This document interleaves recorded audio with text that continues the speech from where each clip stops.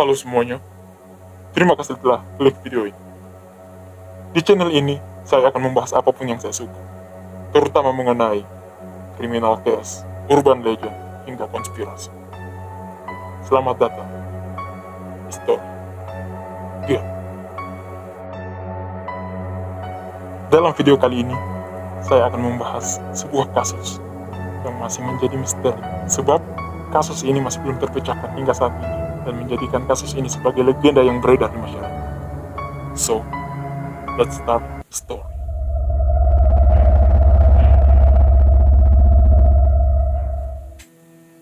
Kisah ini berawal pada tahun 1888 di salah satu kota miskin di London bernama Whitechapel, di mana kota ini merupakan kota miskin yang dianggap sebagai sarang alkohol, prostitusi, dan kriminal yang terkenal di London. Hal ini disebabkan populasi kota Whitechapel yang sangat padat akibat banyaknya imigran asal Irlandia yang datang pada saat itu. Kurangnya lapangan pekerjaan menambah daftar kelam kota Whitechapel. Menurut catatan kepolisian setempat, sejak tanggal 3 April 1888 hingga 13 Februari 1891, 11 wanita ditemukan tewas. Sebagian besar korban berprofesi sebagai pekerja seks komersial. Namun hingga saat ini, pelaku dan kasus kejahatan tersebut masih belum terpecah. Pelaku yang identitasnya ini masih belum diketahui, memunculkan banyak beberapa julukan yang disematkan padanya. Ada yang menyebutnya sebagai si kulit apron, Whitechapel Killer, tapi julukan yang paling terkenal adalah Jack the Ripper. Di antara 11 kasus pembunuhan tersebut, setidaknya ada 5 yang sangat terkenal dan diberikan julukan sebagai The Canonical Murder. Ini disebabkan karena adanya kemiripan pada luka dan sayatan korban yang diduga kuat oleh polisi telah dilakukan oleh orang dan senjata yang sama untuk menghabisi para korban. Mary Ann Nichols. Pada hari Jumat 31 Agustus di Box Row sekitar pukul 3.40 pagi, ditemukan sesosok mayat wanita dengan keadaan yang mengenaskan. Tenggorokannya disembelih dengan 2 sayatan, dan bagian bawah perutnya robek dengan luka bergerigi yang dalam. Ditemukan pula sayatan lainnya pada bagian perut yang diduga disebabkan oleh pisau yang sama. Setelah dilakukan proses investigasi pada mayat tersebut, diketahui bahwa mayat itu bernama Mary Ann Nichols. Annie Chapman. Keesokan harinya, tepatnya pada Sabtu 8 September, sekitar pukul 6 pagi di 29 Henbury Street, Spitalfields, ditemukan sesosok mayat perempuan yang diidentifikasi sebagai Annie Chapman. Sama seperti kasus sebelumnya, Annie ditemukan dengan keadaan tenggorokannya yang sudah disembelih dengan 2 sayatan. Perutnya juga dalam robek terbuka.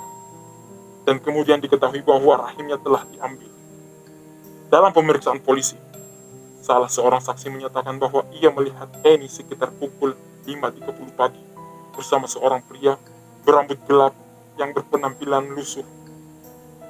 Dari keterangan saksi tersebut, polisi meyakini bahwa Annie baru saja dibunuh sekitar kurang lebih 30 menit yang lalu. Dan polisi sangat yakin bahwa pelaku masih berada di sekitar TKP.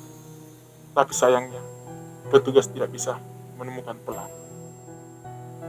Elizabeth Stride dan Catherine Eddowes. Minggu 30 September 1888, ditemukan kembali mayat seorang wanita yang diidentifikasi bernama Elizabeth Stride di Doutfield Yards, Garner Street, pukul 1 dini hari. Penyebab kematiannya adalah luka sayatan yang membuat arteri utama di sisi kiri lehernya, dan tidak ditemukan bekas mutilasi pada perut korban seperti pada korban sebelumnya, di mana korban yang dimaksud adalah Mary dan Annie. Kasus ini pun sempat membuat aparat bingung apakah ini ulah Jack atau pelaku yang lain. Belum selesai polisi melakukan investigasi di TKP, hanya berselang 45 menit korban selanjutnya ditemukan dan diidentifikasi bernama Catherine Eddowes. Dan jaraknya tidak jauh dari mayat Elizabeth yang mungkin hanya sekitar 15 menit dengan berjalan kaki. Korban ditemukan dalam keadaan tenggorokannya yang disembelih dan perutnya dirobek, terbuka dengan luka bergerigi yang dalam dan panjang. Ginjal bagian kiri dan rahimnya juga diambil. Polisi hanya menemukan celemek dan tulisan tangan yang ditulis pada tembok tempat celemek itu ditemukan. Mary Jane Kelly. Jumat 9 November 1888 pada pukul 10.45 pagi, ditemukan lagi mayat perempuan dengan keadaan yang sangat mengenaskan. Mayat tersebut bernama Mary Jane Kelly. Tubuh Kelly ditemukan terbaring di tempat tidur di kamar apartemennya dalam keadaan sudah dimutilasi. Lehernya disayat putus hingga tembus ke tulang belakang, dan organ-organ di dalam perutnya hampir dikosongkan. Jantungnya juga hilang. Mayat Kelly hancur hampir tak bisa dikenali, karena wajahnya juga yang ikut disayat atau dikuliti hingga organ dalam wajahnya terlihat. Setelah kematian Kelly, warga Whitechapel menjadi resah dan ketakutan. Desakan mulai berdatangan menuntut polisi segera memecahkan kasus ini. Dari investigasi polisi, kelima kasus pembunuhan ini dilakukan oleh orang yang sama, mengingat adanya beberapa kemiripan pada para korban. Yang pertama, semua korban perempuan dan bekerja sebagai pekerja seks komersial.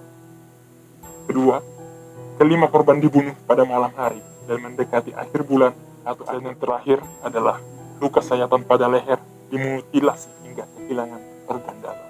Thomas Bond mengatakan bahwa kelima pembunuhan ini tidak diragukan lagi dilakukan oleh tangan yang sama. Dalam 4 pembunuhan pertama, tenggorokan korban digorok dari kiri ke kanan. Dalam kasus terakhir, luka mutilasi yang begitu luas menjadi mustahil untuk menentukan arah potongan. Namun, darah arteri ditemukan memercik di dinding tempat kepala si wanita yang seharusnya bergerak. Keadaan di sekitar lokasi pembunuhan membuat Thomas Bond berpendapat bahwa wanita-wanita ini dibaringkan saat itu. Dan dalam setiap kasus, tenggorokan korban adalah bagian yang pertama kali dieksekusi dengan cara dipotong.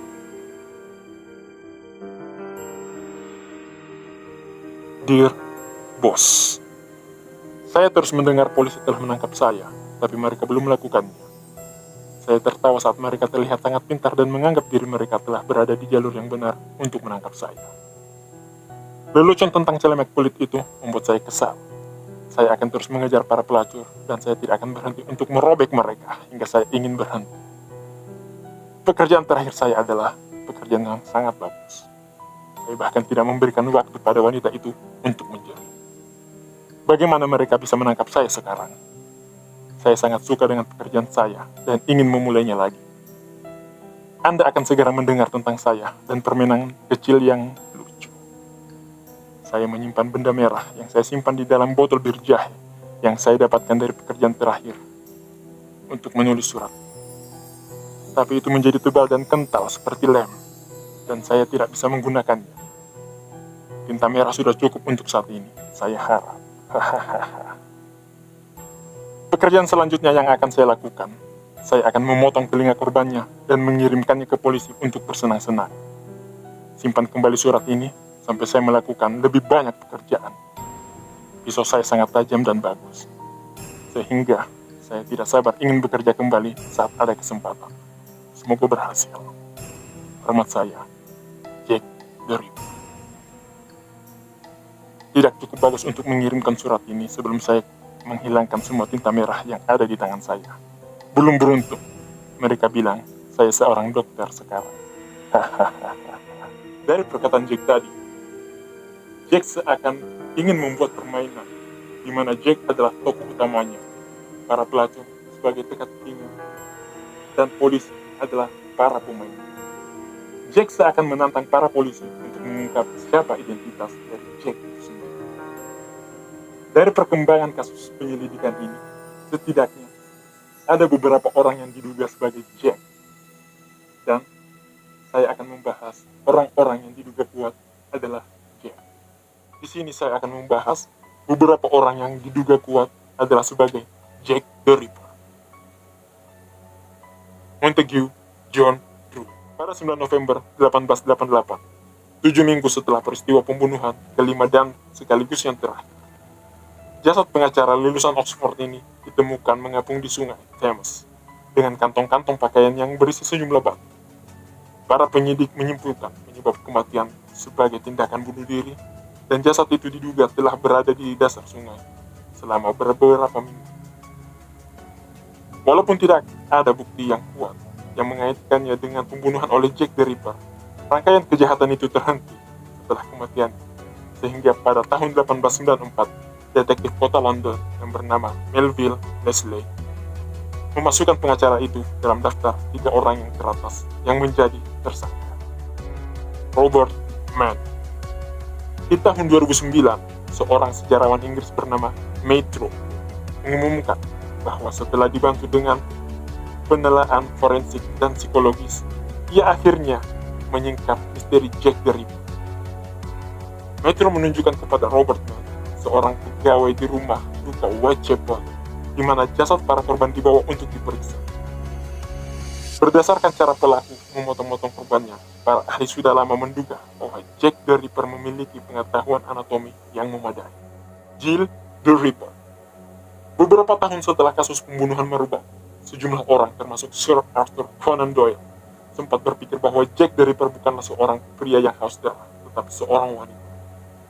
Satu-satunya tersangka wanita yang terpikirkan oleh para detektif yang menyelidiki kasus ini adalah Mary Percy, seorang wanita berkebangsaan Inggris yang dihukum mati pada tahun 1890 karena membunuh istri dan anak kekasihnya dengan menggunakan pisau jaga. Aaron Kosminski adalah seorang penduduk Whitechapel yang bekerja sebagai tukang cukur. Pernah ditangkap karena mencoba menikam saudara perempuan. Dia dinyatakan gila dan ditempatkan di rumah sakit jiwa. Setelah Aaron diisolasi, pembunuhan pelacur di Whitechapel berhenti. Pada tahun 2014, Jari Loughelainen melakukan pengujian DNA melalui noda sperma yang ada di celemek milik Edwards, yang merupakan satu-satunya petunjuk yang ditinggalkan pelaku di lokasi kejadian pada saat itu. Hasil setelah dilakukan pencocokan dengan keturunan Kosminski yang masih hidup, ternyata hasilnya cocok. Dari hasil pengujian tersebutlah Aaron Kosminski dinyatakan sebagai Jack the Ripper. Namun, setelah ditelusuri lebih lanjut, ternyata sampel DNA tersebut adalah DNA yang sangat umum untuk jutaan orang Eropa pada saat itu. Dan pada akhirnya, kasus ini hanya menyisakan tanda tanya yang diselimuti misteri. Siapakah Jack the Ripper yang sebenarnya? Dan apa motif dari serangkaian kasus pembunuhan yang dia lakukan? Atau mungkinkah kasus ini sebenarnya telah terungkap namun sengaja disembunyikan agar nama Jack the Ripper tetap menjadi legenda sebagai pembunuh yang berdarah? Terima kasih telah menonton video ini hingga akhir, dan sampai jumpa di next story.